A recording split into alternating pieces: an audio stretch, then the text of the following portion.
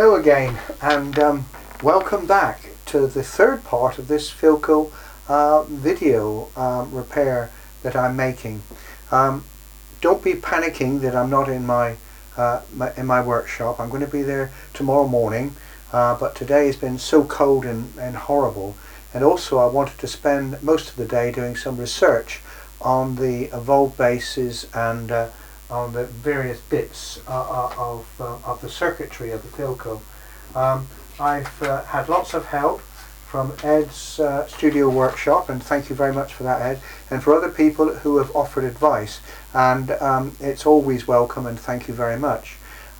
So this evening I've been just getting things ready.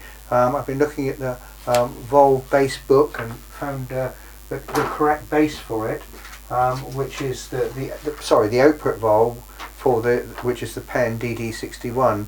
So I've blown that up and made it easier to work. I always find it's easy to work on a circuit, on a radio or a piece of apparatus, when you haven't got to keep referring to small details in numerous books. So what I've done is printed the things out I need. So this is the English B7 valve base for the pen DD61.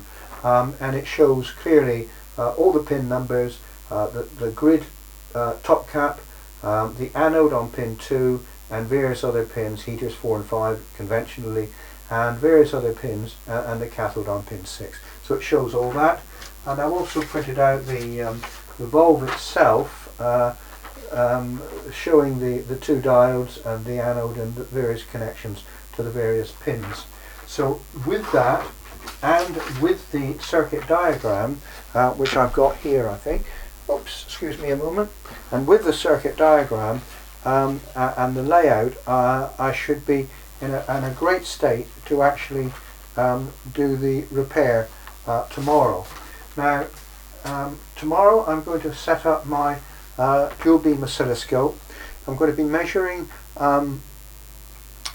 voltages first, and then I'm going to be measuring I'm going to put an audio waveform into the grid of the valve, and then I'm going to be looking at the anode and seeing what we're getting out of that, and I'm just going to take it from there. Hopefully it's going to show that the valve is working, that it's actually passing current or drawing current, and then we'll have to see what happens. The speaker repair is just a little bodge at the moment because I've got the smoothing coils shorted out, but it's looking good. I know there's lots more work to do on it, but all I want to do is get some sound out of it. Tomorrow is going to be the day. So I look forward to meeting you in the morning in my workshop with a thicker jumper on than this, because it's quite warm in here at the moment. And that's what we're going to be doing tomorrow. So until then, I'll take care and I'll see you in the morning. Hello again, and back in the workshop. Last night I did a lot of preparation looking at circuit diagrams and getting valve bases and layouts for various things, and looking at particularly at the output, the pen DD61 output valve, and I was really beginning to think that may have failed, but I didn't want to think that. I thought there might be another fault. So thanks to Ed's studio workshop for this advice, I connected up my oscilloscope. The top trace there you can see is an audio frequency going into the grid, which is the top cap on the DD61, and that's going into the grid. The bottom trace, as you can see, not very well, is the output from the anode of the pen DD61, and as you can see, there's not much there at all. So my suspicions were beginning to feel justified in thinking that valve may have failed. Although I didn't want to think that, I thought there may have been something else going on. So I did another voltage check on all the pins of the output valve, and it's an English B7 with a top cap. So I did another pin check on that, and I found that there was something odd on the cathode voltage. It was quite high. I don't quite know. It was a feeling, and you can imagine my elation when I measured the cathode to ground on that resistor, and it was infinity. In fact, it was open circuit. I looked at the resistor and it looked absolutely fine. So now was the crunch point. I just jury-rigged in a couple of resistors to make up approximately the value. It's still not the right value, and put it down to earth. And let me just show you what the results of that was. Should be the resistance should be in there 140 ohms. I've just got in a 90 ohm resistor because I couldn't find a 140 ohm 5 watt. There's my meter that's measuring on the cathode of the output valve, and there's the scope. So I'm just turn on now and see what happens. I've disconnected the signal generator.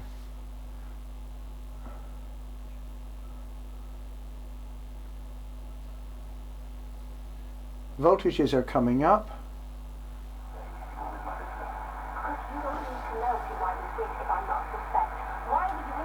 Not only have I got an output from the speaker, but I've got a great signal on the grid and a very much amplified signal on the anode. And I've actually got a station tunable on the radio. And on the cathode I'm measuring, I think it's 11.9 volts. So I need to put the correct resistor in, and I need to do a couple of other adjustments, but excuse me again. But I was so delighted when that came through, because I've actually got amplification taking place in the pen DD61. The radio is showing signs of working. It's not particularly tunable at the moment.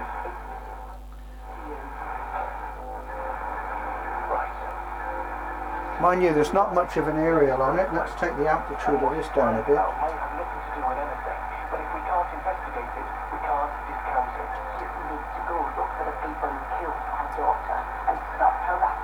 But there it is. The thing is working, which is a huge relief to me, as I realised that if it was the PN, the pen DD61 that had gone, that would have been a useless task.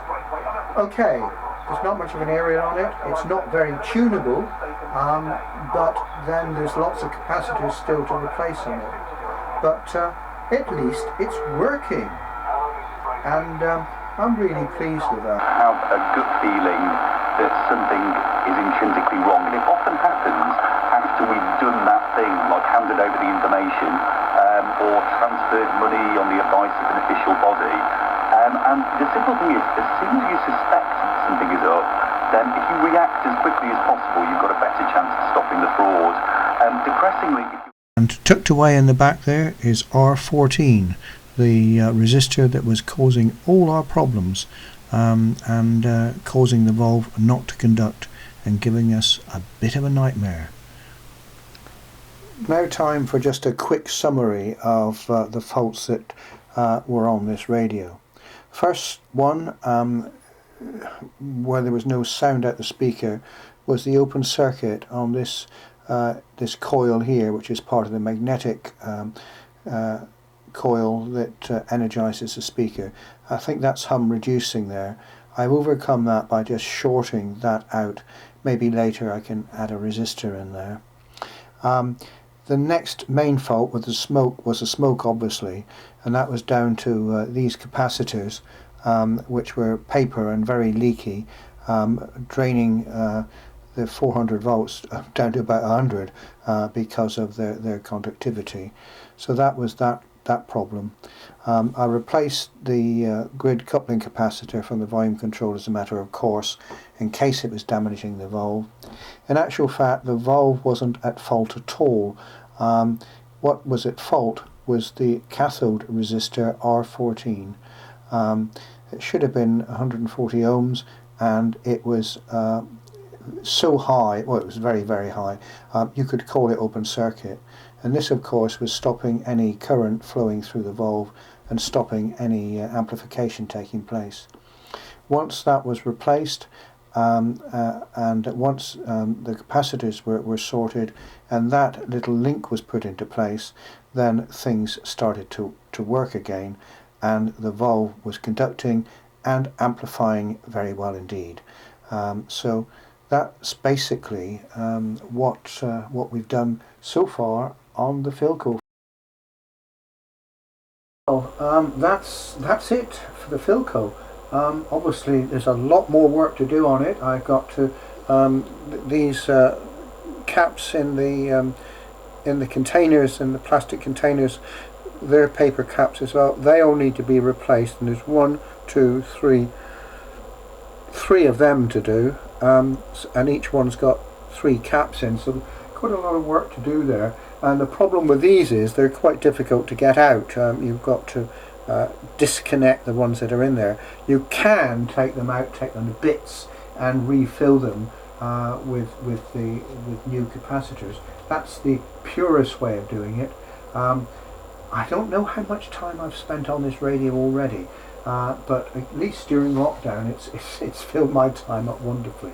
But I'm pleased that it's working, and even though on just a couple of stations, but I've now got every confidence that I can put the correct components in where they need to go, put the correct capacitors in where they need to be and replace those, and get the thing working again. But my big relief is that the valve lineup is working, and particularly the Penn DD61. So thank you for all those who have given me encouragement to carry on with this. It's been one of the more difficult ones I think I've done, mainly because of the double fault on it. The coil on the speaker, one of the magnetic coils on that, I think it's the hum suppressing bit has gone, and at the moment that's just shorted out. I might have to do a work around that, but at the moment it's just shorted out. But the speaker is working, and the radio itself is working. Right, I'm finishing off out here now. I'm going in, I'm going to make myself a cup of coffee, and I'm going to have a slice of my homemade cake, and I'm going to, for a little while, rest on my laurels before I come out and start working on this again. The next part of the video will be just the reassembly, putting it back in its cabinet and listening to the finished thing. But that won't be for a little while yet, because as I said, I've got all this extra work to do. Thank you for watching, thank you for bearing with me, and as always, take care, and I'll be back with you again soon. Thank you.